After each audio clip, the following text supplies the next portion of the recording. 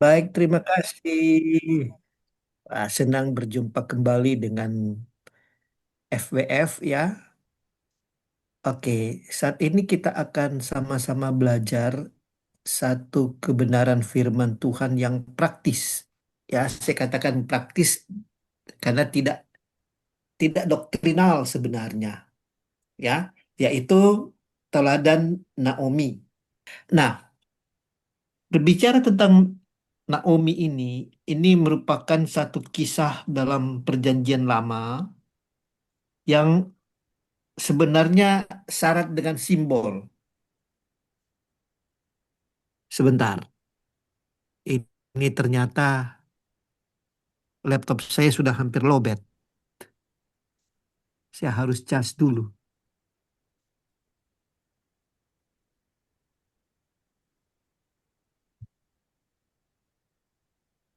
Oke, aman sudah.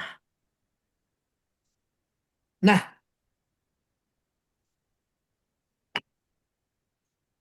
sebenarnya pembacaan kita itu 4 pasal, dari Rut pasal 1 sampai Rut pasal 4. Tapi untuk mempersingkat waktu, yuk kita lihat bersama-sama dalam Rut pasal 4 ayat 14. Saya sudah siapkan di screen. Kita baca bersama-sama. Dua, tiga. Sebab itu perempuan-perempuan berkata kepada Naomi, terpujilah Tuhan yang telah rela menolong engkau pada hari ini dengan seorang penebus. Termasyurlah kiranya nama anak itu di Israel. Nah, ini saya sengaja ambil sebagai ayat mas oleh karena kisah daripada Naomi ini adalah kisah yang memang di awalnya cukup pahit, tetapi di akhir kisahnya justru happy ending. Ya, kisahnya jadi manis malah, ditutup dengan kisah manis, ditutup dengan kelaparan, dan kelaparan ini bukan cuma kelaparan satu keluarga, tetapi ini kelaparan satu bangsa, yaitu bangsa Israel. Tetapi diakhiri dengan adanya penebusan, ya, penebusan bukan hanya sekedar kepada keluarga, tetapi kepada bangsa, yaitu bangsa Israel. Nah, mari kita lihat ada beberapa keunikan dalam masa hidup Naomi. Dalam slide yang berikutnya, ya, Naomi hidup sejaman dengan bangsa Israel yang hidup pada masa pemerintahan para hakim. Nah, Alkitab memang tidak secara spesifik menyebutkan pada masa hakim siapa. Namun yang pasti, Naomi hidup sekitar masa sulit dan kacau, terutama di tanah perjanjian, ya, di tanah perjanjian. Sebelum pemunculan daripada Samuel yang diperkirakan antara tahun 1160 sebelum Masehi sampai tahun 1100 juga sebelum Masehi. Itu masa hidup daripada Naomi yang diperkirakan. Nah, bersama suami dan anak-anaknya, Naomi awalnya hidup di tanah perjanjian. Lebih tepatnya di kota Bethlehem, Yehuda. Naomi sekeluarga kemungkinan berasal dari Bethlehem Yehuda. Saya katakan eh, berasal, ya, karena apakah Elimeleknya dari Yehuda sementara Naomi dari tempat lain, nah kita tidak tahu secara pasti. Tapi Alkitab mencatat bahwa setelah Elimelek dan Naomi menikah, itu mereka memang ada di Bethlehem Yehuda. Ya, apakah mereka memang dari kecil sudah di situ atau tidak? Alkitab tidak terlalu signifikan untuk memberikan laporan kepada kita. Nah, pada waktu atau Naomi sekeluarga ini kemungkinan berasal dari Bethlehem Yehuda, namun ia hidup ketika tanah perjanjian, ya, tanah perjanjian yang Allah berikan kepada leluhur daripada bangsa Israel, yaitu Abraham, ya. Pada waktu itu tanah perjanjian itu sedang tidak baik-baik saja. Sehingga mereka harus meninggalkan Bethlehem dan mencari hidup di Moab. Naomi kemudian menjadi analogi bangsa Yahudi. Ruth analogi bangsa non-Yahudi, dan Boas analogi Tuhan Yesus pada masa hidup dan pelayanan Tuhan Yesus itu sendiri. Ya, kalau kita bandingkan dengan Perjanjian Baru, maka Naomi adalah analogi bagi bangsa Yahudi, walaupun ya kita tahu bahwa ya memang mereka hidup di Bethlehem Yehuda. Sedangkan Ruth itu anak mantu daripada Naomi itu berasal dari Moab, menikah dengan anaknya Naomi bersama-sama Elimelek. Nah, sedangkan Boas, suami daripada Ruth, itu analogi bagi Tuhan Yesus itu sendiri. Ketika Naomi kembali ke tanah perjanjian, dengan dia sudah membawa anak mantunya, Ruth, sementara Elimelek dan anak-anaknya Tuhan sudah panggil. Dan kisah Naomi ini menjadi menarik karena kehadiran sang anak mantunya, yaitu Ruth, seorang Moab, ya, seorang yang ya kita seringkali membaca di Alkitab mereka itu dicap sebagai orang kafir. Kenapa orang kafir? Karena berasal dari bangsa Moab, bangsa yang tidak mengenal Allah, ya, tidak mengenal Allah Yahweh, Allahnya bangsa Israel. Nah, sehingga ini menjadi menarik karena apa? Karena kehadiran Naomi ini ya menjadi muncul di Alkitab karena ada kisah anak mantunya Ruth, ya, anak orang kafir yang mau menyerahkan hidupnya untuk ikut dan taat kepada Allah Yahweh, ya, Allah Yahweh, dan lalu kemudian mau hidup di dalam ketaatan bersama-sama dengan Naomi. Ketika Naomi berupaya untuk menyuruh dia pulang, dia tetap berkeras hati. Sampai ada ayat yang sangat terkenal di dalam kitab Rut, bangsamu adalah bangsaku, Allahmu adalah Allahku. Wah, ini pengakuan yang luar biasa. Ya, ini bukan hanya sekedar proklamasi kebangsaannya si Ruth. Lebih daripada itu adalah pernyataan iman, kredo daripada Ruth.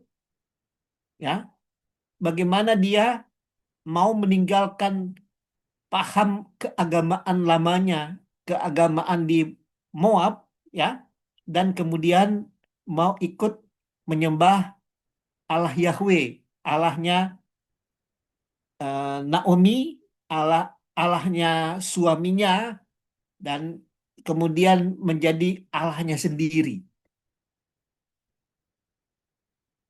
Nah, ada beberapa makna rohani yang saya lihat menarik dari kisah Naomi ini untuk saya bagikan kepada Anda semua, ya.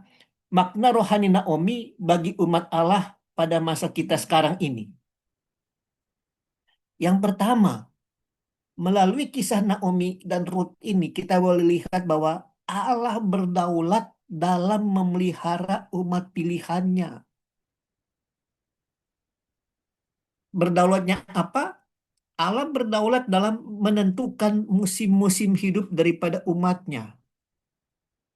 Terkadang dia mengizinkan umatnya hidup di dalam masa paceklik, ya, di dalam masa kekurangan, di dalam masa kesulitan, dan dalam kitab Rut atau kisah Naomi ini kita boleh lihat bentuknya atau wujudnya kesukarannya apa, yaitu kelaparan yang terjadi di seantero negeri yang menyebabkan hanya untuk mencari makan dan mempertahankan hidup saja mereka harus mengungsi ke tanah Moab. Tapi kita boleh lihat bahwa melalui kisah Naomi ini, Allah memelihara hidup sebuah bangsa. Ya, nah karena itu kita boleh lihat Allah berdaulat dalam memelihara umat pilihannya. Bangsa Israel tidak bisa memberontak, tidak bisa atau tidak kuasa untuk menyatakan kenapa kami harus mengalami semuanya ini. Ya, walaupun memang pada kenyataannya bangsa Israel seringkali melakukan pemberontakan dan berupaya untuk hidup sama dengan bangsa-bangsa lain. Bukan cuma bangsa-bangsa lain, tetapi juga termasuk sesembahan bangsa lain pun mereka ingin jadi sama. Dan itu pun sudah mulai nampak ketika zaman Musa, ya, ketika zaman Musa itu, ya, dan itu terus berulang kondisi seperti itu. Tapi kita perhatikan Allah tetap di dalam kasihnya karena memilih keturunan Abraham ini sebagai umat pilihannya, maka dia tetap pelihara. Plus minus hidupnya bangsa Israel, Tuhan tetap pelihara. Plus minus kehidupan kerohanian bangsa Israel, Tuhan tetap mengasihi. Ya, Tuhan tetap mengasihi. Itu, ya. Hal yang kedua, tetap ada pengharapan di tengah penderitaan dan kesulitan hidup. Kalau kita coba meresapi kisah kelaparan yang dihadapi oleh bangsa Israel pada zaman Rut atau menurut catatan kitab Rut, kita boleh lihat bahwa kelihatannya masa kelaparan itu cukup panjang, ya, cukup panjang. Kita saja atau di Indonesia saja beberapa minggu terakhir ini jarang hujan, itu rasa-rasanya minta ampun, ya. Orang mulai mengeluh, panas. 2-3 hari pertama waktu kemarau muncul atau ya katakanlah 1 minggu pertama masih banyak orang yang senang. Oh, jemuran saya bisa kering, ya. Tetapi sekarang orang mulai mengeluh, bukan lagi cuma jemuran yang kering, sumur juga mulai kering. Ya, sumur juga mulai kering. Nah, tapi ya kita boleh lihat bagaimana pemeliharaan Tuhan. Saya ambil contoh di Manado, walaupun beberapa minggu terakhir ini mayoritas atau ya lebih banyak tidak hujan berhari-hari, tapi dalam 2 minggu ini ada dua dua kali hujan dan hujan lumayan deras dan lumayan lama. Ya, tidak sampai lebat sekali sih, tapi ya lumayan keras dan ya yang penting hujannya itu sampai 3 atau 4 jam baru berhenti. Jadi lumayan lah, ya. Kalau untuk saya yang rumahnya masih non AC, ya lumayan untuk bikin adem-adem sedikit, jadi bisa tidur enak. Oke, yang ketiga kita boleh lihat makna rohani daripada kisah Naomi ini adalah akan ada kisah penebusan yang akan membebaskan umatnya dari pelbagai masalah dan kesulitan hidup teristimewa. Masa kelaparan itu akan ada akhirnya.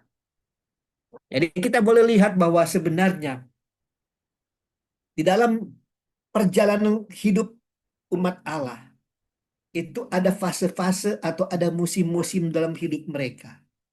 Ada saat mereka boleh melihat kemakmuran yang Tuhan berikan, tapi ada saatnya di mana ada musim kelaparan, ada pelbagai kesulitan hidup yang mereka harus hadapi sebagai sebuah bangsa.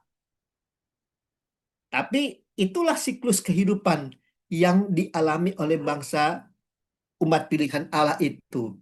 Tapi satu hal yang pasti, melewati segala musim kehidupan bangsa Israel, Allah tetap memelihara mereka. Kenapa? Karena bangsa Israel adalah bangsa di hatinya Allah. Itu sebabnya kita sampai sekarang masih tetap menyebut bangsa Israel itu sebagai umat pilihan Allah. Nah, saya kembali mengingatkan Anda, ya, sejelek-jeleknya bangsa Israel, ingatlah, mereka itu adalah keturunan Abraham, di mana janji Tuhan kepada Abraham apa? Aku akan memberkati orang yang memberkati engkau, dan akan mengutuk orang yang mengutuk engkau. Dan janji itu tetap abadi. Ya, janji itu tidak berakhir ketika Abraham sudah mati. Tidak. Perjanjian Allah itu tetap masih berlaku bagi kita pada masa kini. Nah, itu sebabnya saya tetap menghimbau apapun pemberitaan yang muncul di media-media eh, apa media-media pemberitaan kita saat ini, entah itu media online atau media konvensional, tapi satu hal, jangan sekali-sekali kita mengutuk bangsa Israel. Karena apa? Karena ada perjanjian kekal Allah. Aku akan memberkati engkau. Siapa yang memberkati engkau akan diberkati. Siapa yang mengutuk engkau akan dikutuk. Puji Tuhan, terima kasih untuk peluang pelayanan pada malam hari ini, dan saya yakin sebagaimana Naomi hidup dipelihara oleh Tuhan di masa sukar dan dia boleh mengakhiri kehidupannya itu dengan happy ending. Maka khusus untuk Anda yang saat ini mengalami kesulitan hidup, satu hal yang pasti, tetap bertahan. Karena apa? Karena ketika musim itu berakhir, Anda akan melihat, Anda akan melihat dan Anda akan mengetahui bahwa ternyata tangan kuat Allah tetap bersama-sama dengan Anda. Mari kita berdoa. Tuhan, kami bersyukur melalui pelajaran hidup yang Engkau tunjukkan bagi kami melalui kisah Naomi dan Ruth ini, Tuhan. Kami boleh belajar bagaimana Allah itu setia dengan janjinya. Allah itu tidak pernah mengingkari janji. Dan kami percaya, Tuhan, janji kekalmu terhadap Abraham itu masih berlaku sampai hari ini, Tuhan. Dan ajar kami, Tuhan, untuk selalu mau memberkati umat pilihan-Mu. Karena kami percaya, Tuhan, siapa yang memberkati Abraham dan keturunannya, dia pun akan diberkati. Tetapi siapa yang mengutuk Abraham dan keturunannya, dia pun akan dikutuk oleh Engkau. Mohon ampun ya Tuhan untuk kesalahan-kesalahan kami. Mohon ampun untuk kesalahan-kesalahan yang dilakukan oleh bangsa kami, Tuhan. Dan biar ya Tuhan, belas kasihan-Mu, mata dan hati-Mu tetap tertuju atas bangsa ini. Karena ada kami, ada orang-orang percaya di sini yang tetap menyerukan nama-Mu, yang tetap memanggil nama-Mu. Terpujilah Kristus kekal selama-lamanya. Aku memberkati FWF ini, Tuhan, menjadi wadah, bukan hanya wadah dalam membangun kekeluargaan, tetapi lebih daripada itu, kami boleh membangun iman kami kepadamu, sehingga kami boleh bertumbuh dalam kasih karunia, bahkan akan terus menjadi dewasa untuk kemuliaan dan hormat bagi nama Tuhan. Terpujilah Kristus kekal selama-lamanya. Kami sudah berdoa mengucap syukur dalam nama Tuhan Yesus Kristus. Haleluya, haleluya. Amin, amin.